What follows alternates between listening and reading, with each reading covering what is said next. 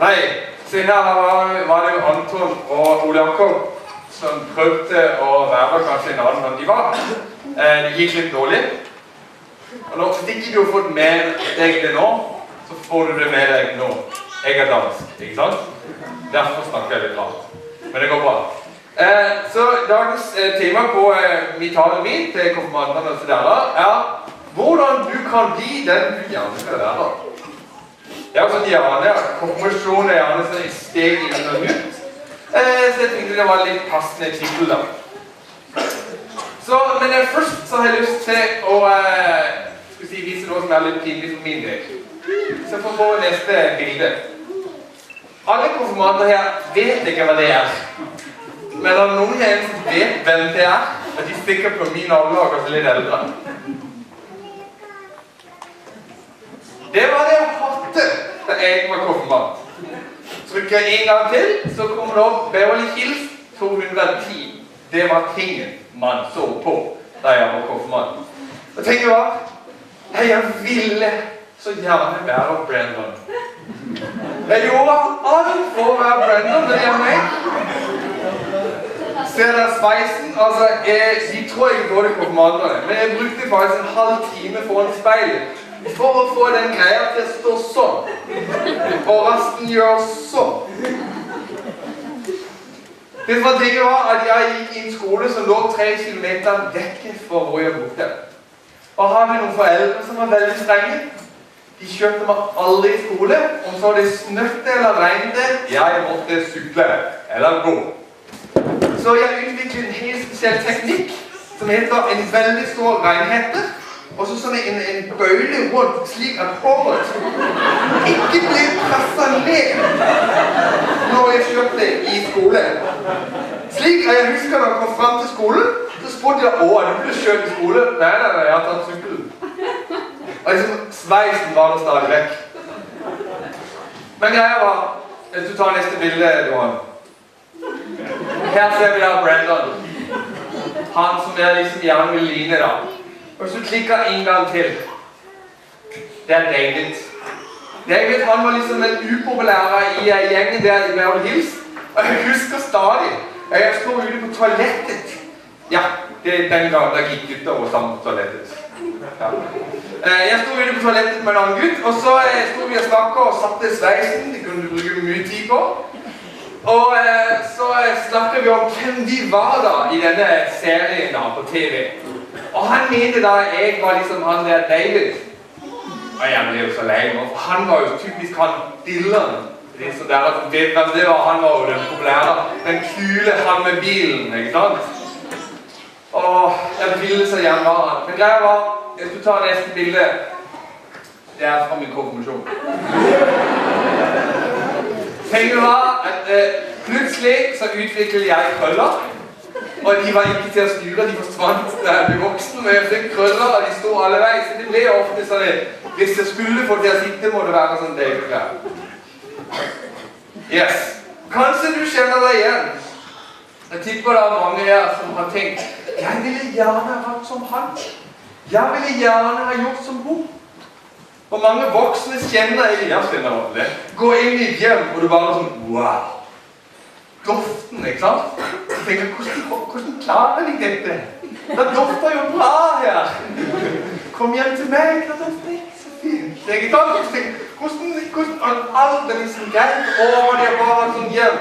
Eller hadde jeg bare hatt jobben som naboen? Eller hadde jeg bare hatt samme karakter på skolen? Eller hadde jeg bare, eller kunne jeg bare være som han eller hun? En lille spring. Jeg klarer det. Hva er dette? Det er noen, jeg vet hva dette er, så drar jeg opp hånda. Jeg kommer ikke til å ta noe på scenen og spørre, bare rolig. Det er bare en forstå, det er faktisk noen som vet hva det er. Er det noen som vet hva det er? Kan prøve. Ingen? Ja, veldig kul, ikke sant? Ja, noen gjett. Anton, hva tror du det er? Ikke peiling?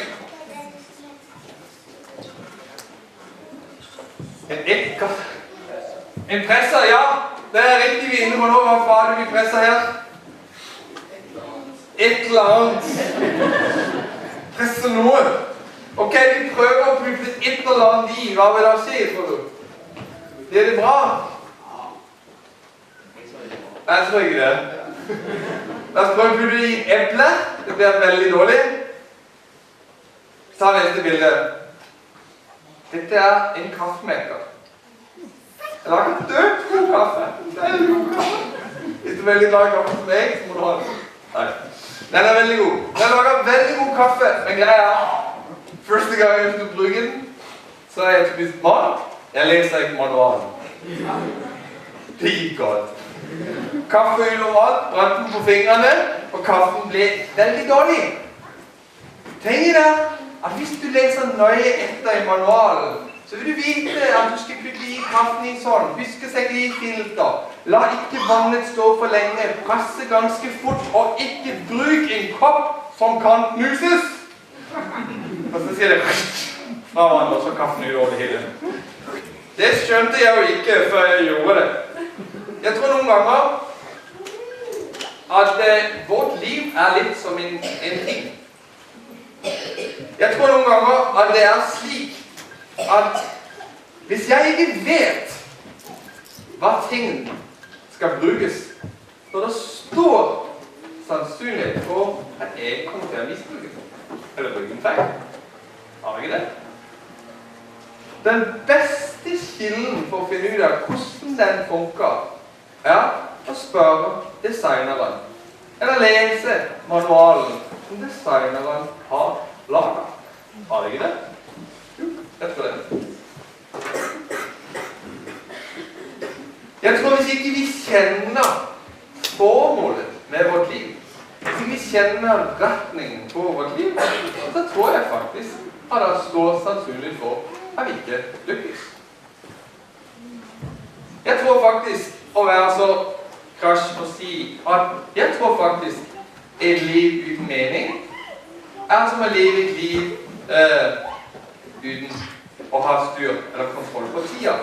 I Bibelen så står det om en veldig smart kar som heter Salomo. Og Salomo, han hadde alt hva du kunne tenke deg. Han var rik. Han hadde faktisk en haug med damer. Veldig mange da. Og han levde et liv som andre tenkte. Oi, hadde jeg bare vært så rik. Til og med er det skrevet om ham i storybøkene utenom Bibelen. Han var så kjent. I Forkynnerne i Gamle Testamentet, da begynner han med å si alt er tomhet. All den streven, det var tom. Streven og jag etter er bare tomhet. Han som var så kjent, som er skrevet om i historiebøkene, som virkelig en stor mann, sier selv, nei, det var intet. Han slutter av med å si at alt dette, uten Gud oppi det hele, ja, da kan jeg like godt kaste alle disse materielle ting som jeg har.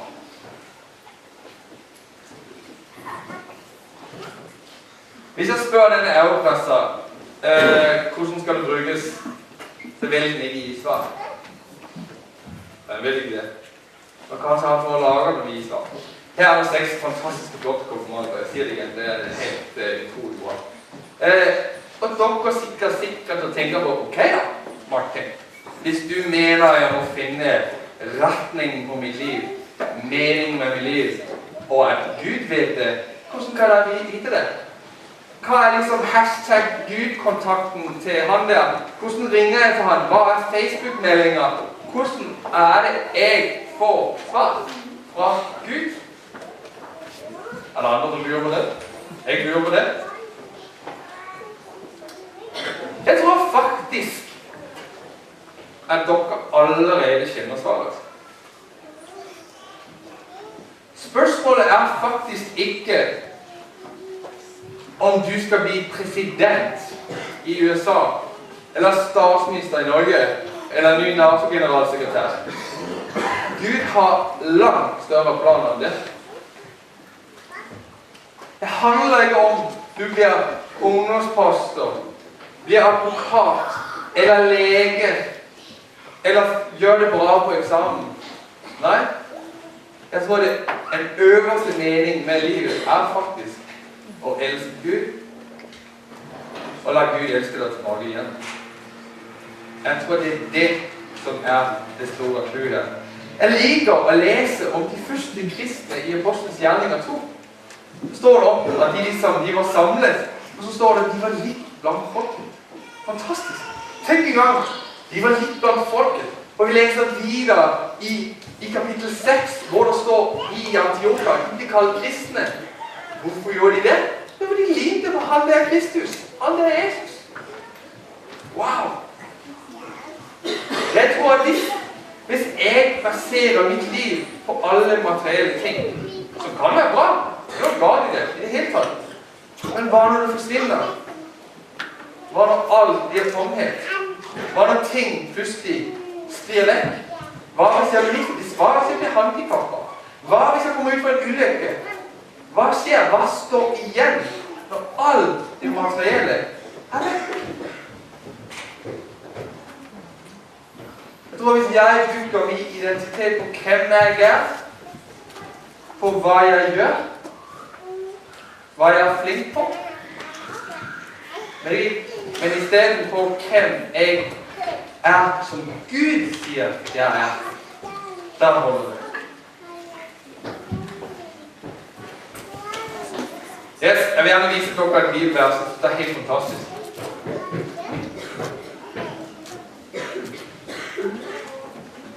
Av nåde du frelst. Dette faktisk fra boka også. For av nåde dere frelst ved tro. Det er ikke deres egen verk, men Guds gave. Det hviler ikke på gjerninger. Ingen skal skryte av seg selv, fordi vi er skapt i Kristus Jesus til gode gjerninger. Hvis jeg tror rundt det her i Faston, og spotter litt rundt forbi, hvordan kan jeg bli en kristen? Så vil de fleste si, nei, du må være snill. Du må være god, og så må du gjøre fortjent til. I Bibelen så er allting snudd opp ned. Du er frelst ved nåde, du er frelst ved tro. Ikke dine gjerninger, ikke det du gjør. Ja, men må du ikke som kristen liksom gjøre noe? Må du ikke liksom... Nei, må ikke. Men jeg bare må.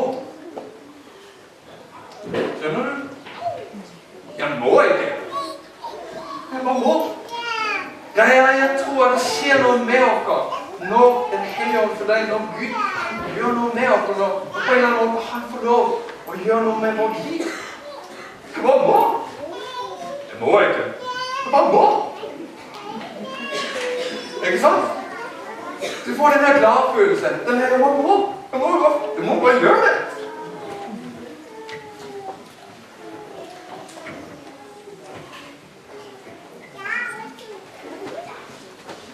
Du tenker kanskje, nei da, hvis du visste hva jeg hadde gjort, hvis du visste hva jeg hadde sagt, hvis du visste hva jeg hadde gjort, tenk deg at hadde Jens Stoltenberg, der står han, ikke noe politisk her, der står han, hvis han hadde vært på Jesu tid, så hadde han vært alt for fin til å gå ut med Jesus, kanskje.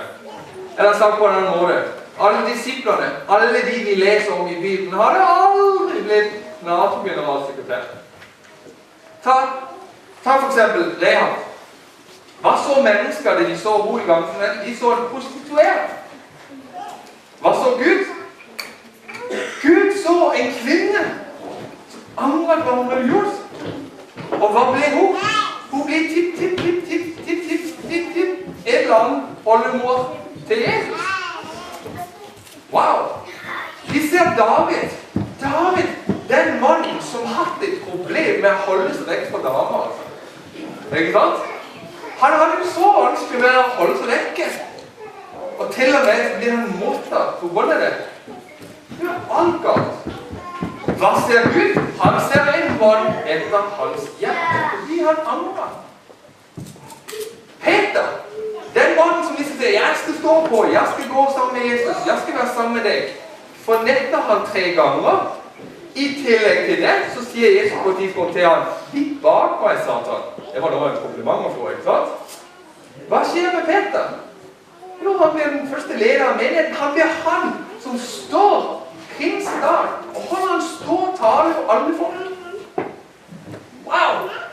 Gud bruker oss som mislykket med alle.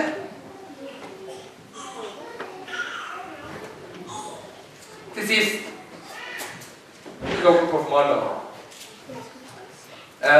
Siste bibelvers her. Det fra 2. Peter 1, står det. Vi har alt vi trenger for å leve i Guds folk, altså at vi ville ligne Gud. Har hans guddommelige makt gitt oss i gave igjen, gave, ved å kjenne han som kaller oss ved sitt eget herlighet og makt. Det vil si, det ikke for mye dere vet om Gud som gjør det. Det deres vennskap med Jesus som gjør det. Skjønner du forskjellen? Ikke for mye du tenker, nei, jeg kan ikke så mye. Jeg vet ikke så mye. Det ikke det som står. Det står ikke kunnskap, det står vennskap. Ikke sant? Kjenne. Han har en relasjon. Ikke hvor mye du vet. Ikke hvor mye du får til. Når du kjenner han, og kjennes ved han. Det var en gang jeg har en god kompis som var til Danmark som besøker her når jeg var til København her i morgen. Så spurte han er ikke kristen og veldig så sterk ateist. Det er en utrolig god kompis. Han spurte meg, Martin, helt seriøst, hvis nå alle med kristen tro tull, ikke sant? La oss si det var tull. Hvis du innser at det tull, hva da? Hva gjør du da? Og svarer jeg helt ærlig, og jeg mener stadig, da vil jeg stadig tro. Hvorfor? Det er så vanskelig ved å gi opp at alt bare skal være det rene materielle eller det tilfeldige. Det er vanskelig ved å se meg selv i øynene og si, nei, jeg har ikke en retning som er langt større. Jeg har ikke et mål som er langt større. Og det er mitt ønske og mitt håp klokka 6. At jeg tør å sette en retning og gå med den. Ikke fordi det er gode, ikke fordi de får det til, men fordi de faktisk feiler og sier, hei, jeg har gjort feil, jeg trenger deg, Jesus. Amen.